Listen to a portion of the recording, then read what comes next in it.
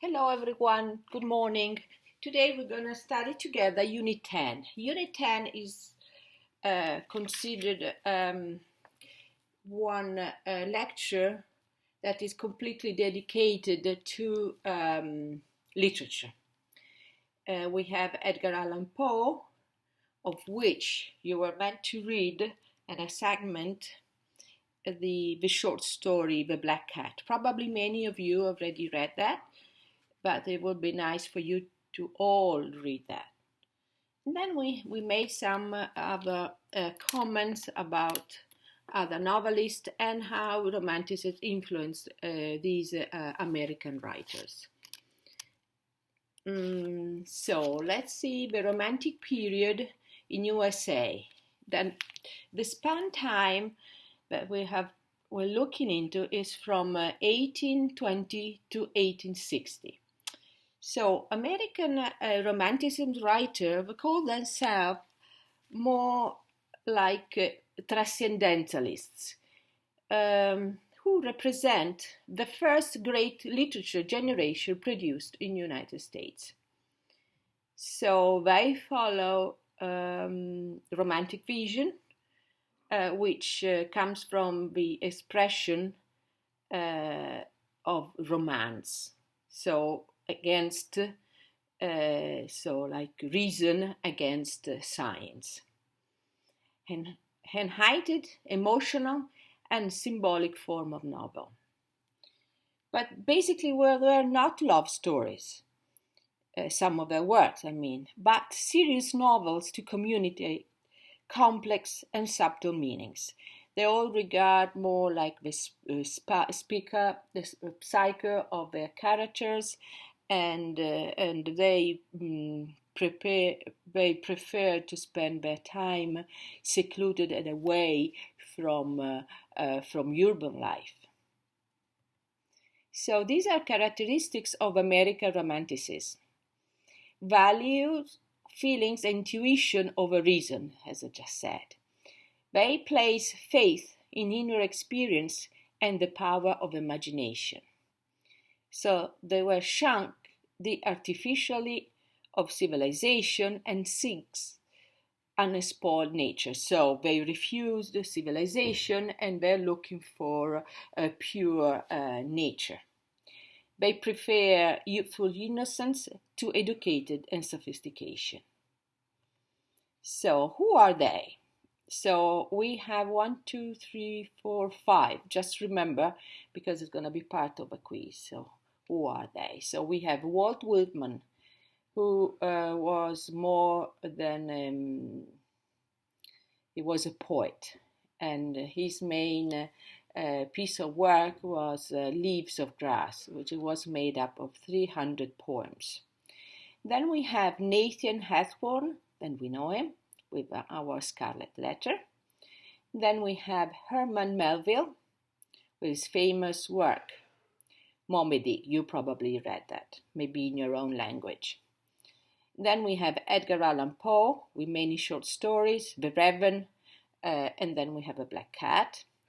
Then we have a woman, Emily Dickinson, and she was very prolific. She wrote a lot of poems, and one of the famous one is Hope is in the Thing with Feathers.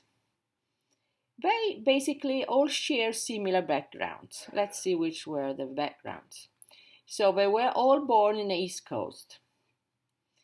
They studied at Ivy League University. Then we'll see later what Ivy League University is. They extensively traveled in Europe, so they found an inspiration in Europe. Their heroes die in the end of a novel, so they were drama. Their characters are isolated and obsessed, so they're kind of like already some mental issue, we may say now, some psychological problem. They feel that there is a dark fate in their in the destiny of their characters, and And also they share the fear of absence of American tradition. So what happened with new colonies, they open up university, but still American felt at the time as if there was not a real American tradition in literature. So let's have a small quiz. So Ivy League universities, okay, rings any bell? Okay, can you name any of them? Okay, one tip, some tips. There are 8, and they're mostly located in the East Coast, just as we said. Okay, so now, here's the full list of Ivy League schools. Include Yale University, Harvard University, University of Pennsylvania, or Penn University as they call it, Brown University, Princeton University, that is in New Jersey, Columbia University, that is New York City, Dartmouth College, and Cornell University. So why they are called Ivy League? So the terms Ivy League has become synonymous of extremely prestigious, highly selective colleges. The term Ivy League came about in 1954 when the NCAA Athletic Conference for Division I was formed. At the time, the elitism of these schools was really due to their prestige in the realm of sports like basketball. So it comes from sport, from basketball. Now, let's switch into our Herman Melville.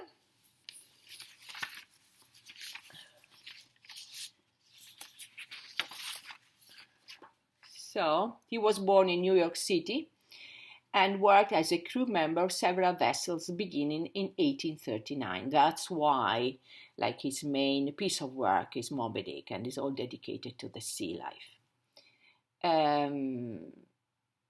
Experienced sprawling his successful early novels, Tiffy or Moo, including the masterpiece Moby Dick in 1851. Here is a picture of one edition of the book, The Huge Moby Dick and the Little Vessel, Back from the Deep. Okay, here you have a link. If you click on it, there is a trailer of a famous film made in Hollywood with a famous Gregory Peck. Well, now Emily Dickinson, just wait a minute. I would like to say a few things about Moby Dick, about the plot. So we have a Captain Harab. He is the captain of a boat, and he has only one leg. And he is obsessed with finding and killing Moby. So Ishmael with Quebec. Ishmael is the narrator, and Quebec is a friend, a mate. So they both went whaling in a ship together. Then the ship was called the Peacock. Arab and is a captain of a ship. He stays in his cabin because of some random sickness. The captain tells the crew that the whole season they are there is to find this one whale, the great white whale, Moby Dick, and kill it. Moby Dick is an evil, huge whale that acts up when he's attacked.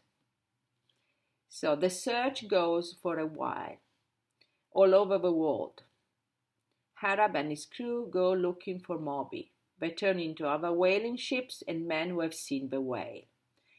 Finally, Harab sees the big whale. The crew tries to harpoon Moby, but the whale smashes the boats and gets away. The next day, they try again. They lose a crew member. The next day, Harab spears Moby's side. The other boats in trouble go back to the main ship. Harab stays and fight with the whale. Moby is pissed, is very angry, and wrecked the Peacock. So basically the Peacock will sinks.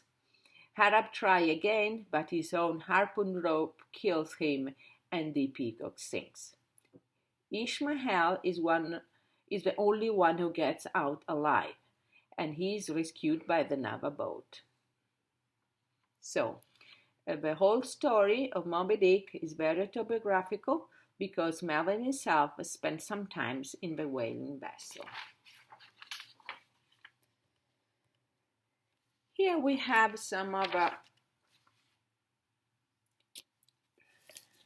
poet. It's Emily Dickinson. She was very unrecognized in her own time. Dickinson is known posthumously, so after she was dead, for her innovative syntax. So she spent her life in seclusion, away in her home, and where she had time to object of much speculation. So she spent most of her time thinking. She was a thinker. She suffered from conditions such as agoraphobia, that is the phobia, the fear of immense, of big places, depression, and of anxiety. She explored the dark and hidden part of the mind. So we have Walter Whitman, was an American poet whose verse collection Leaves of Grass is a landmark in the history of American literature. It is made up of 300 poems. Here we have a link about Walt Whitman biography. Here we get to Edgar Allan Poe. He is the only writer of the group who was born in the South. He shared with Melvin a dark metaphysical view of a life, mixed with elements of realism, parody, and burlesque. He wrote short stories and invented detective fiction or even science fiction horror. He had a tragic life, orphan at an early age. So here, if you click on it, you have more information about the life of Edgar Allan Poe. Here is a picture of Edgar Allan Poe. So now, what are characteristic of Edgar Allan Poe characters? They're doomed introspective aristocrats, so they're quite rich people with a lot of psychological introverse aspect. They usually spend their time in isolation and they're quite weird, strange. He preferred themes on his stories such as death in life, people buried alive, returning vampire from the grave. So, in doing that, he had great European influences. In fact, Edgar Allan Poe, romantic sensibility, Gothic tendencies, pre-decadent use of language and themes appeared to European leaders. Poe, in fact, is near to the later symbolic movement for a concept of death and beauty, and is very next to Mallarmé and Baudelaire, who translated his work in 1865. They all like him a lot. So here is a cover of an edition of A Black Cat. Here is a plot. Edgar Allan Poe's short story, The Black Cat, was published in 1843 in the Saturday Evening Post. Just remember, this is one of a question of a quiz. In it, the narrator, a one-time animal lover, becomes an alcoholic who begins abusing and eventually killing his wife and the black cat. By the macabre story's end, the narrator observes his own descent into the madness, and as he kills his wife, a crime his black cat reported to the police. That it was the ending of a short story. So let's read together this passage and the short story. Okay. So now, I hope you read it. So here, later on, you can find some other question discussion. So if you have noticed any differences in the plot between the novel of 1800 and the novels of 1900. So the way you explore the psyche of the characters, sure, this is one of that.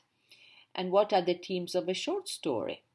So he's very good in delving, in going inside in the depth of a madness and extreme emotion suffered by the narrator of a story. What kind of writing techniques does he use to enhance the fear of the readers? So that's what I think. He uses elaborate explanation in the story, which very sometimes sounds like very scientific, which enhance the sense of horrible and horror. But eventually, this elaborate explanation with a peculiar attention to the details, it makes the events vivid and plausible. Okay, now on Moodle you will find a class activity. That is a part that is the end of a story of a black cat. And you have the words listed at the bottom, and you have to fill the blanks. So it is interesting to go through that, and while you will practice with your language capabilities. So I've got some tips before the quiz 10, but you have it online. Multiple choice questions, and I hope you're doing good. Hope to see you finally today, because at 2 o'clock we have a Zoom conference, and looking forward to hear from you. Thank you. Bye.